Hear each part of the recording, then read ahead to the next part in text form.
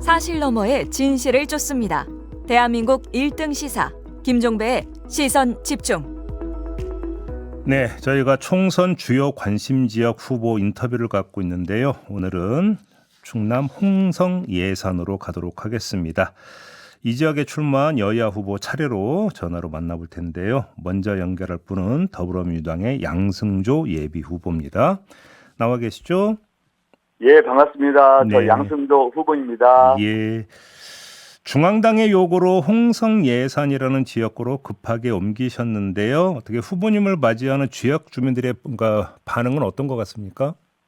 예, 중앙당 요청이 있었지만 중앙당 요청만으로 홍성 예산 온 건 아니고요. 네. 제가 충남도에서 도정을 펼쳤던 중심지가 예산 홍성 예산에 따른 이 지역에 출마했다 그런 말씀 드립니다. 네. 우리 지역 주민들을 짧은 시간 동안 많이 만나 뵈는데요. 그분들이 참 도정을 잘 펼쳐줘서 고맙다. 농업민주당 만들어 고맙다. 혁신이 만들어 고맙다. 이렇게 아주 따뜻하고 네. 정말 그 감정을 좋은 감정으로 저를 대해주셔서 정말 진심으로 감사를 마음 갖고 있습니다. 하여튼 이 자리에 감사 인사드리는데 우리 예산 구민 여러분, 홍성 구민 여러분 정말 고맙습니다. 알겠습니다. 상대 후보가 강승규 예비 후보거든요. 네네 그렇습니다. 이 자리에 좀 평가를 좀 해주신다면요.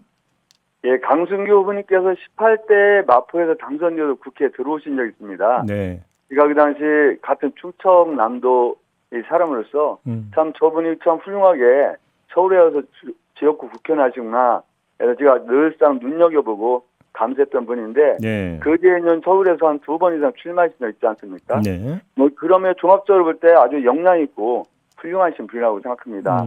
다만 이번 선거는 강승규 후보도 있지만 제가 이 도정을 펼쳤던 중심 홍성 예산에서 도정이 펼쳤던 정책을 평가받고 앞으로 누가 예산군 홍성의 발전을 발전시킬 적임자인가 그런 선거가 되리라고 저는 생각합니다. 네. 그 지금 지역구 후보 단일화 문제 있잖아요. 예, 그렇습니다. 진보당 예비 후보와의 여론조사를 통한 단일화가 이제 그 추진되고 있는데 이걸 후보님께서 먼저 제안하셨더라고요. 뭐 상대 후보는 흔쾌히 응한 뭐 케이스라고 봐야 되는 걸까요? 예, 그렇습니다. 물론 중앙당에서도 그런 움직임이 있었고요. 네. 또 상대 후보도 우리가 한 표 한 표를 소홀히 할 수 없다. 사표가 되어서는 안 된다. 윤석열 정권이 폭주하는 정권을 심판하기 위해서는 야권 후보 단일화해야 된다. 이런 뜻에서 야권 후보 단일화를 제안했고 우리 그 상대당의 진보당 후보님께서도 흔쾌하게 여론조사인 후보 단일화에 응해 주셔서 네. 정말 이 자리에 비해서 진심으로 감사 인사 드립니다. 그러면 그 결과는 언제 나옵니까? 예? 그 결과는 언제 나오나요? 16, 17일 정도로 예정되는데요. 예. 아마 그 일정은 정확하게 이 중앙당에서 또 결정해서 또 저희가 결정해서 여론조사를 실시할 예정입니다. 아 그래요. 알겠습니다. 네. 지금 이제 지역구 현안은 지금 어떤 게 가장 급한 거라고 파악하고 계십니까? 뭐 여러 가지 현안이 있습니다만은 가장 그 시급한 현안 중에 하나가요. 충남이 혁신도시 지정이 됐습니다. 네. 제가 도지사 있을 때 또 국회의원에서 함께한 그 혁신 지정했는데 혁신도시가 지정은 됐지만 공공기관 이전이 되지 않았습니다.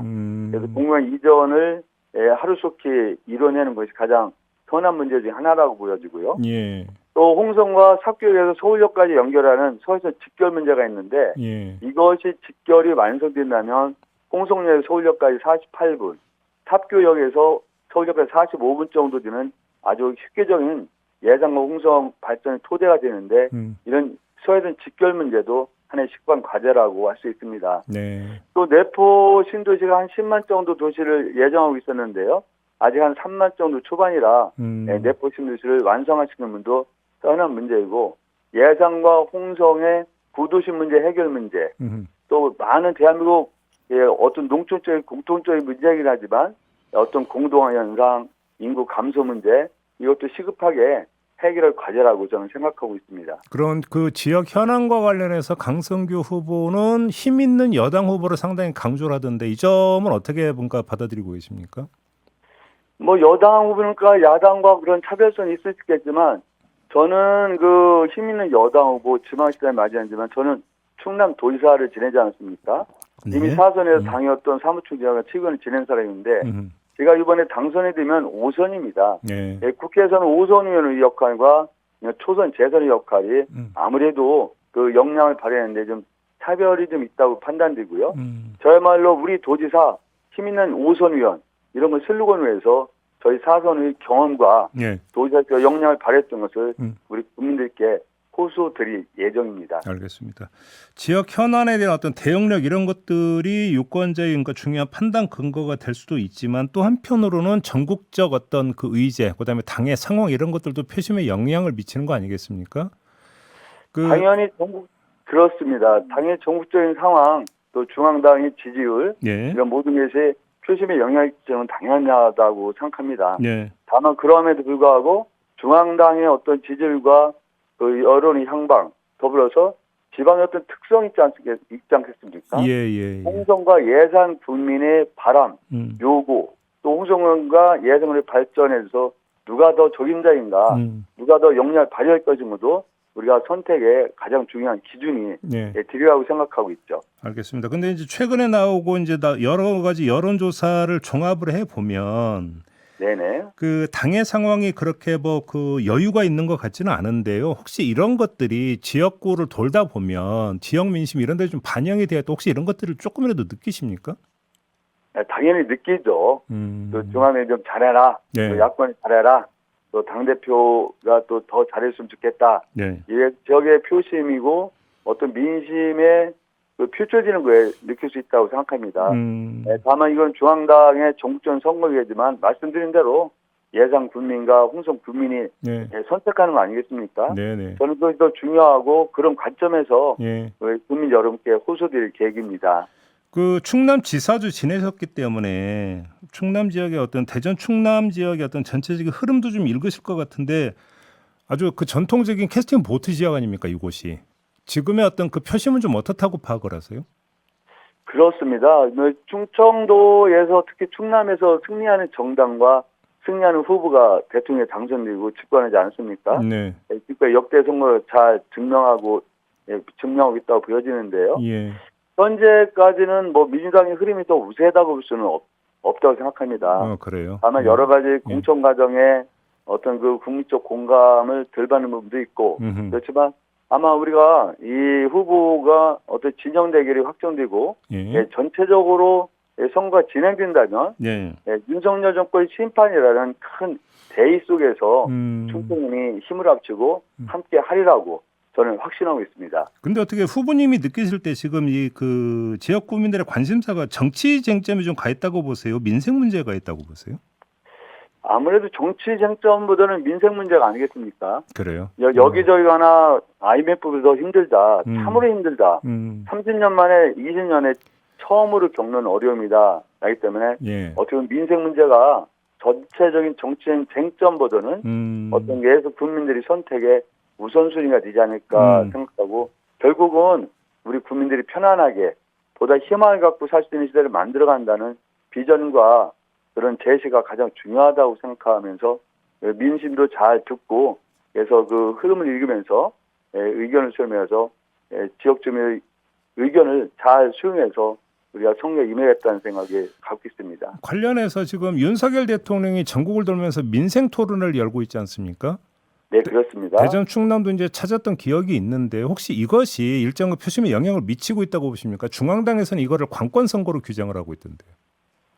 미치고 있다고 봐야 되죠. 다만 윤석열 정권, 윤석열 대통령님의 민생 탐방 문제는 사실 선거를 앞두고 2달도 안 남은 상태에서 지금 한 달 남지 않았습니까? 이런 상황에서 선거법 위반의 저촉연부를 차치하고라도 광의 선거운동이고 선거 개입이라고 생각합니다. 이런 불법 여부는 더 따져봐야겠지만 분명하게 관권 선거이기 때문에 이 부분에 대해서는 이런 민생 탐방 같은 경우는 선거 전까지는 멈추셔야 된다. 광의 선거 개입하는 것은 자제해야 되고 절제해야 된다. 그런 생각을 갖고 있습니다. 그럼 선거 전까지는 중단해야 된다 이런 입장이실까요? 실질적으로 우리가 이거 오얏나무 안에서 각종을 매지 말라는 말이 있는데요.